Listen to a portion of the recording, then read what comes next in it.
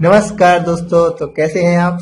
आज स्वागत है आपका कंप्यूटर की इस अगली सीरीज में। और मैं हूं हरीश और आज हम पढ़ने वाले हैं टाइप ऑफ कंप्यूटर। ये बहुत ही इम्पोर्टेंट चैप्टर है अपने एग्जाम की दृष्टि से। तो आज हम इसको बहुत ही डिटेल से अध्ययन करते हैं और समझेंगे कि कंप्यूटर के जो प्रकार हैं वो कितने प्रकार के होते हैं और उनके सब टाइप कितने होते हैं। तो आइए शुरू करते हैं। सबसे पहले शुरू करते हैं टाइप ऑफ कंप्यूटर। तो टाइप ऑफ कंप्यूटर 3 प्रकार से इनको बांटा गया है। एप्लीकेशन के आधार पर, पर्पस के आधार पर और साइज के आधार पर। एप्लीकेशन के आधार पर मतलब अनुप्रयोग के आधार पर, अनुप्रयोग के आधार पर। पर्पस का मतलब उद्देश्य के आधार पर, किस उद्देश्य के लिए कंप्यूटर बनाए गए हैं। अनुप्रयोग किस उपयोग के लिए बनाए गए हैं। और साइज का मतलब ये आकार के आधार पर। ओके, तो आज हम बात करते, सबसे पहले हम बात करते हैं एप्लीकेशन के आधार पर। एप्लीकेशन के आधार पर कंप्यूटर 3 प्रकार के होते हैं। पहला है एनालॉग कंप्यूटर, एनालॉग कंप्यूटर। दूसरा है डिजिटल कंप्यूटर और तीसरा है हाइब्रिड कंप्यूटर। तो सबसे पहले हम बात करेंगे एनालॉग की, जिसके बाद बात करेंगे डिजिटल की, तीसरे बाद बात करेंगे हाइब्रिड की। ये एप्लीकेशन का मतलब होता है अनुप्रयोग, अर्थात कंप्यूटर का प्रयोग किस कार्य के लिए किया जा रहा है उसे एप्लीकेशन के आधार पर कहेंगे। यानी हम कंप्यूटर का उपयोग जो कर रहे हैं उसका अनुप्रयोग क्या है, उसका उपयोग क्या है, उसके बारे में उसके आधार पर कंप्यूटर को 3 भागों में बांटा गया है। पहला है एनालॉग।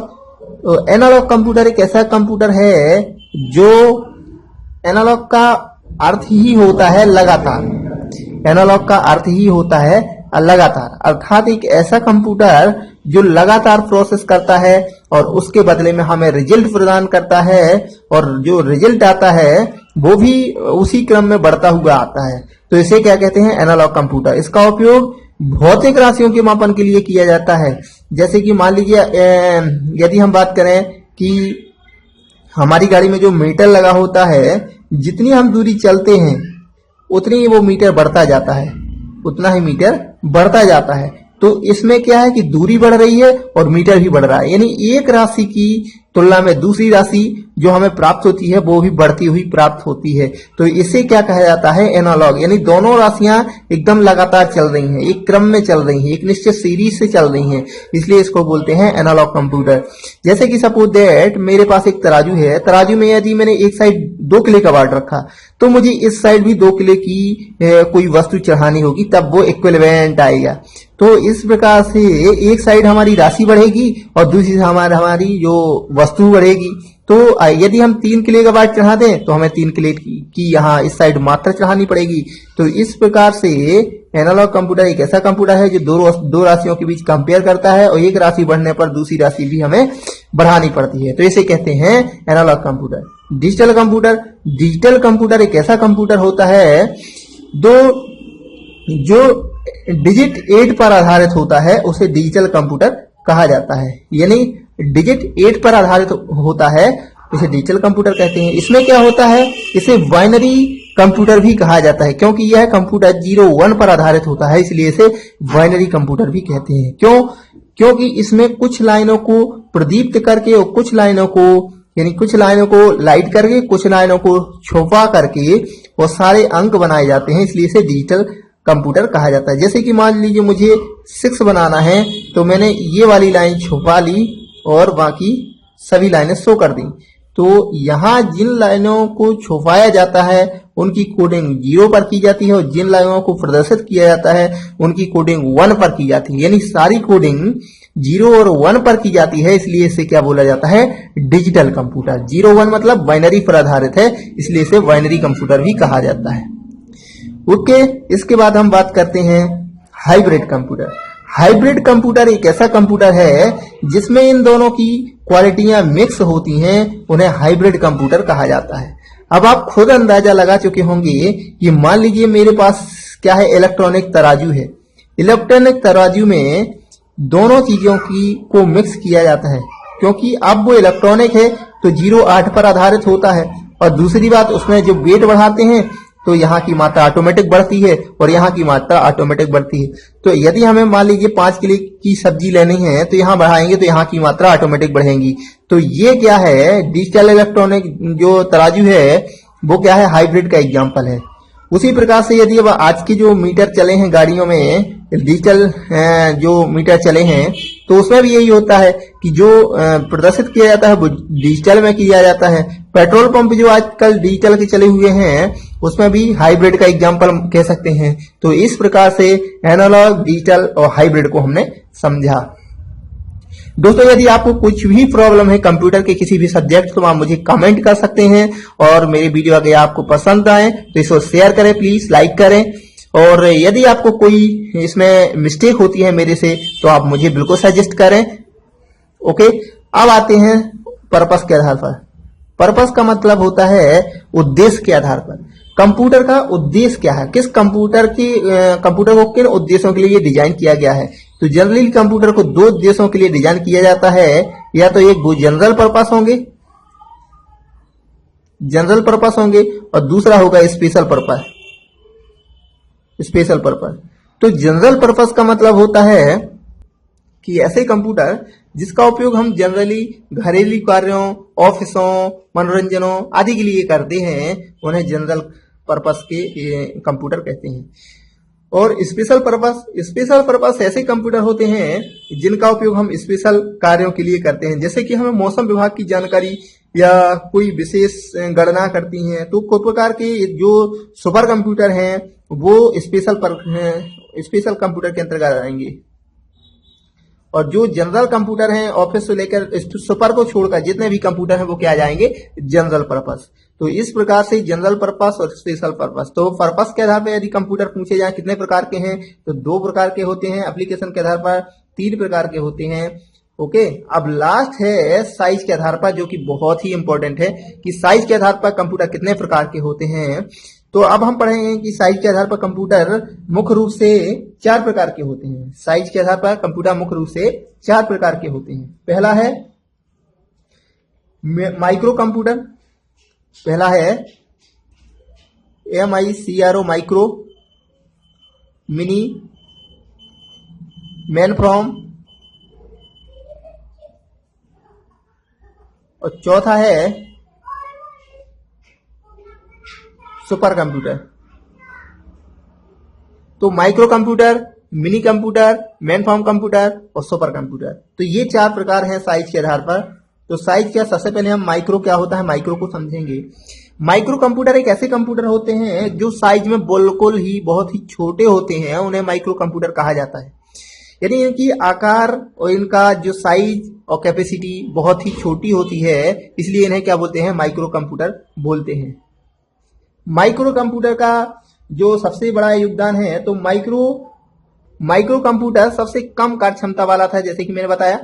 और इससे कंप्यूटर का विकास में जो सबसे बड़ा सहयोग हुआ था वह हुआ था कि 1970 यानी 1970 के समय माइक्रो प्रोसेसर का आविष्कार हो गया था। ये कंप्यूटर के छोटे होते थे, सस्ते होते हैं, इसलिए ये व्यक्तिगत कार्यों में यूज किए जाते हैं। ओके, इसके बाद बात करते हैं हम मिनी कंप्यूटर। मिनी कंप्यूटर क्या है, माइक्रो का थोड़ा एक्सटेंड रूप, यानी माइक्रो कंप्यूटर से थोड़े बड़े होते हैं, उन्हें मिनी कंप्यूटर कहा जाता है। माइक्रो कंप्यूटर के एग्जांपल क्या है, मोबाइल ले सकते हैं अपन। और मिनी कंप्यूटर क्या है, मिनी कंप्यूटर में हम अपने टैबलेट ले सकते हैं।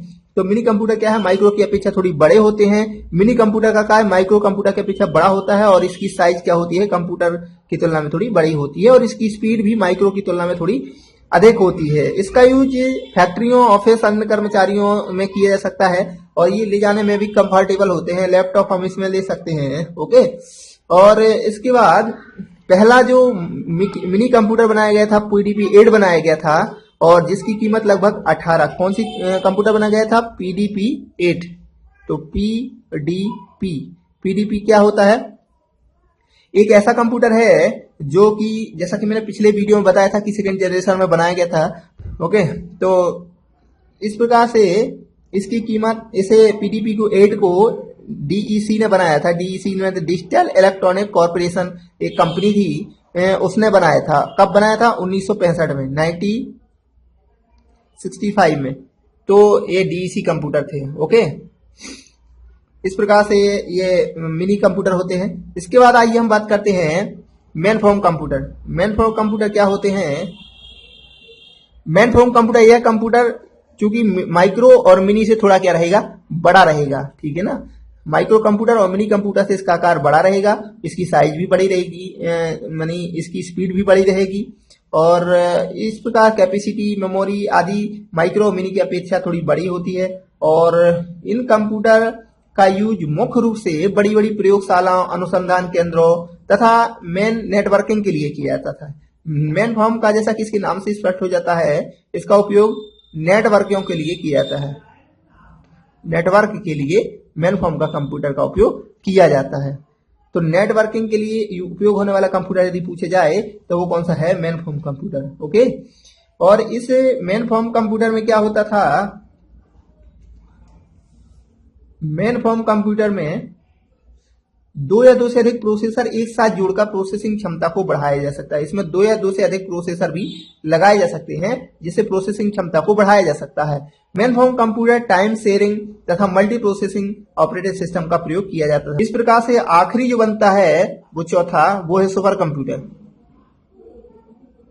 सुपर कंप्यूटर, जैसा कि इसके नाम से स्पष्ट हो जाता है, सुपर कंप्यूटर एक ऐसा कंप्यूटर होता है जिसकी स्पीड, कैपेसिटी और जो क्वालिटी है वो micro mini main form computer से ज्यादा होती है, बहुत ज्यादा होती है और ये प्रोसेसिंग करने में काफी फास्ट होते हैं और इनकी जो स्पीड है उसको FLOPS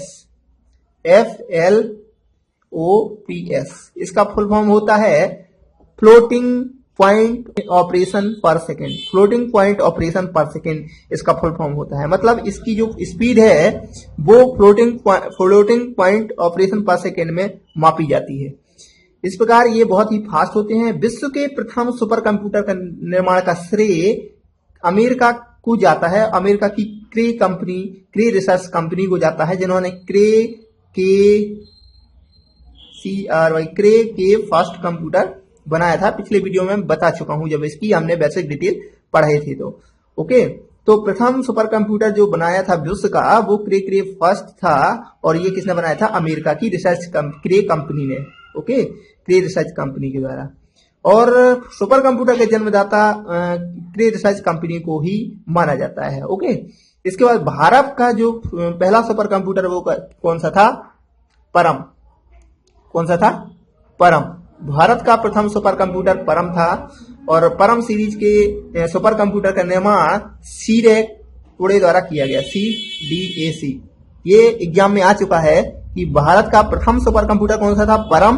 और जो सीडैक कंपनी जो कि पुणे की है उसके द्वारा इसको बनाया गया था। उस समय इसके निर्देशक विजय भास्कर को इसका श्रेय जाता है। किसको? विजय भास्कर को। ओके, इसके बाद अनुपम सीरीज के कंप्यूटर का विकास जो है वार्क यानी भाभा परमाणु एटॉमिक रिसर्च सेंटर में। कौन सा कंप्यूटर? ये तो पहला सुपर कंप्यूटर। दूसरा सुपर कंप्यूटर कौन सा था? अनुपम। और ये कहा? वार्क, VARC। तो ये Bhabha atomic research centre company के द्वारा भी बनाया गया था। इस प्रकार एक फ्लोसार था। हालांकि फ्लोसार एक ऐसा सुपर कंप्यूटर था जिसका कार्य 1980 से शुरू हो गया था, लेकिन पूर्ण रूप से भारत का पहला सुपर कंप्यूटर परम माना जाता है जो कि सीडैक पुणे द्वारा विकसित किया गया। तो इस प्रकार से सुपर कंप्यूटर के बारे में हम पढ़ चुके हैं। सुपर कंप्यूटर क्या क्या है? ये बड़े बड़े मौसम अनुसंधानों और मौसम विभाग की जानकारी देने के लिए प्रयोग किए जाते हैं। बहुत ही स्पीड होते हैं। इस प्रकार से कंप्यूटर के प्रकार फिनिश हुए और आइए हम अगले टॉपिक पे बात करेंगे। और मैं सबसे लास्ट में बहुत सारे ऑब्जेक्टिव क्वेश्चन का एक वीडियो बनाऊंगा जो बहुत ही इंपॉर्टेंट रहेगा। यदि आपने ये समझ लिए तो वो ऑब्जेक्टिव आपको ऑटोमेटिक ही बन जाए। इसलिए सबसे पहले हमें उसका डिस्क्रिप्टिव पढ़ना बहुत ही जरूरी होता है। इसमें हमने देखे कई क्वेश्चन हैं, जैसे कि 0-1 पर आधारित कंप्यूटर कौन सा है? तो डिजिटल कंप्यूटर। ओके, इसमें बाइनरी कंप्यूटर किसे कहा जाता है? तो डिजिटल कंप्यूटर को कहा जाता है। इसमें वह कौन सा कंप्यूटर है जो भौतिक राशियों के मापन के लिए यूज किए जाते हैं? एप्लीकेशन कंप्यूटर के एप्लीकेशन के आधार पर जो जितने कंप्यूटर है ये सभी क्या है? भौतिक राशियों के मापन के लिए उपयोग किए जाते हैं। ओके, तो इस प्रकार से हम यदि इसका बेसिक पता है तो किसी प्रकार से क्वेश्चन आ जाए हम उसको सॉल्व कर सकते हैं। थैंक यू, धन्यवाद।